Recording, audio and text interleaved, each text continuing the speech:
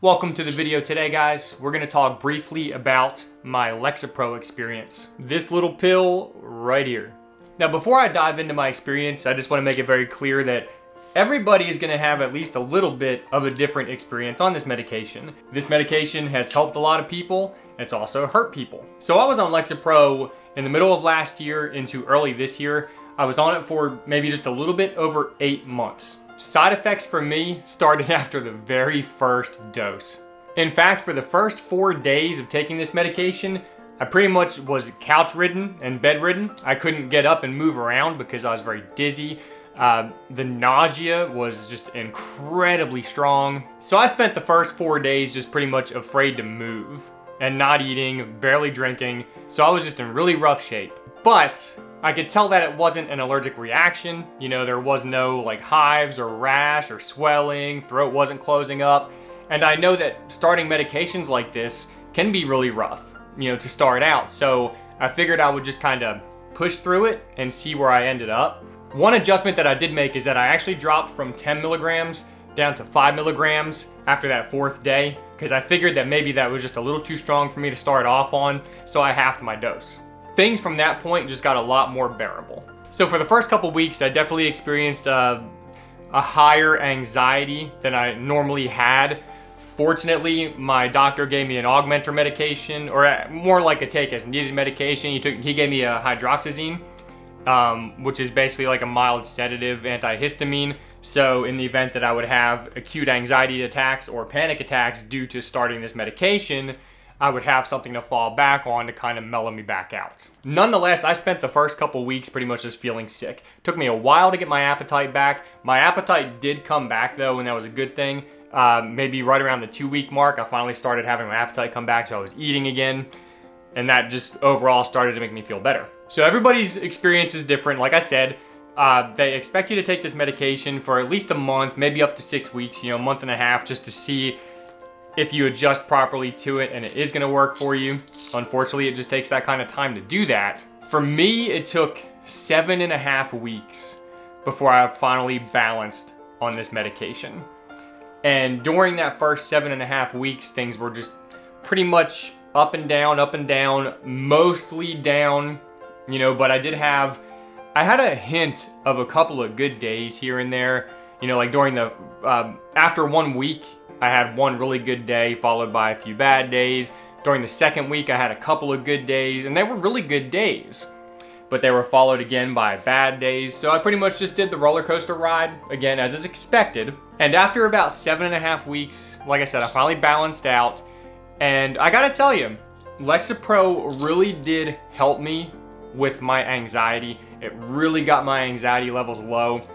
And I really would have liked to have continued taking it. And as a matter of fact, I did, you know, for several months after that, because like I said, I made it to the 8-month mark plus. But there were a few side effects of this medication that just did not go away during that 8 months. So unfortunately, I did have to discontinue it. So once again, I do want to stress that this did help me with my anxiety.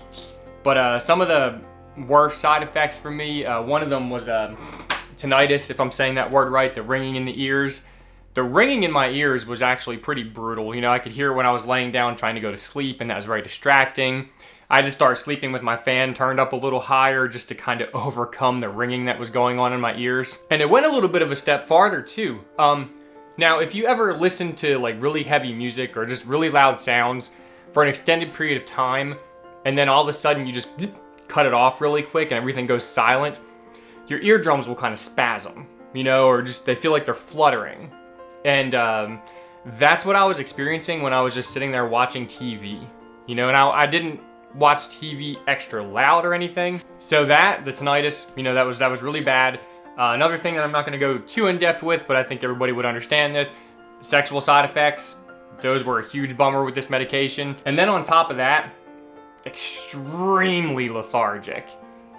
No motivation, just completely demotivated. I didn't have the energy to want to get up and do anything, or the motivation to want to create that energy. These 3 side effects alone were enough to interrupt my daily function to where I just could not continue this medication. I didn't go cold turkey. I did what was recommended, and what of course is recommended is to wean off the medication slowly. You know, so I dropped from the 10 milligram dosage, because after I'd cut back to 5 milligrams in the first 4 days, after the first month, I jumped back up to 10. And so I went from 10 milligrams back down to 5, and then I went down to half of that, and then I went down to even half of that. And I went through a wean of about 3 weeks. I probably should have weaned for just a little bit longer, but I didn't. But anyway, as soon as I stopped taking this medication, the first day after my last dose, things were fine. But the day after that, whew, man. So probably the most alarming but least harmful withdrawal effect after I stopped taking this medication were the brain zaps. If you're not familiar with brain zaps, like I said, they are harmless. I think the description of a brain zap is basically like an electrical trigger or just some sort of like a electrical pulse or impulse in your brain. And what it does is it creates an effect of like an electrical zap. It's not like actually getting shocked, you know, it's not painful, but it is concerning. It's uncomfortable to experience, and sometimes they can come in waves, you know, like you'll get a brain zap, a couple seconds later get another one. Sometimes they'll just pop up during the day, you'll just have one and then not one again for several hours, and then another one pops up. But for me, the way my brain zaps worked, it seemed like every time that something that would usually cause anxiety for me, one of my issues was, you know, like breathing, for example. I always felt short of breath. So every time I took a deep breath, brain zap. And then aside from that, turning my eyes to the left or turning my eyes to the right, or even just looking to the left or right, brain zap, brain zap, brain zap. And again, they're not painful, you know, but that's one of the adjustments your body ends up going through. Sometimes it happens when you start the medication, and sometimes it happens when you stop the medication. And I got it major when I stopped the medication. There was even a little bit of depersonalization where I almost felt like I was kind of watching myself in the third person. It felt like my consciousness was in behind my eyeballs, if that makes any sense, instead of right here in the front of my face.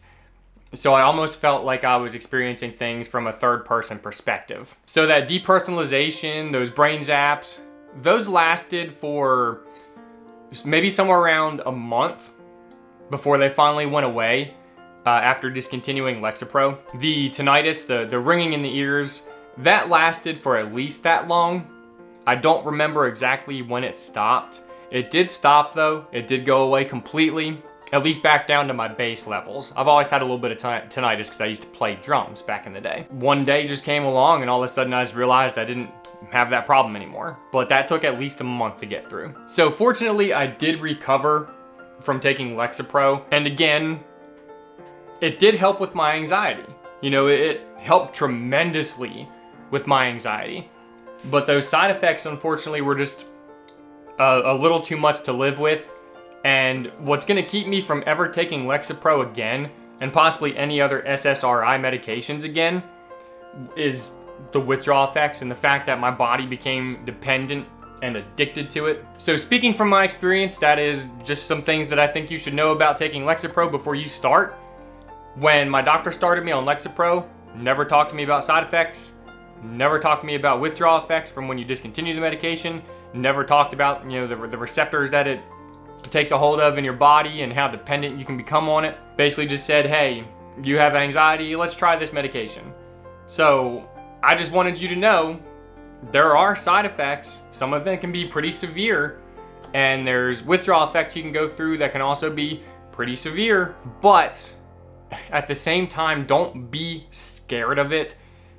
You know, sometimes you just have to go with what's out there to try to make your life better and try to improve somehow, because you get into situations that are more dangerous than taking the medication, you know, if you don't find a way to treat yourself. So good luck in your journey to mental health. I'll see you in the next video. Thank you very much for watching this one. I still have some more medication experiences to talk about, and then we're just gonna go from there and see where this channel takes us. All right, thank you guys. What are you doing, cat?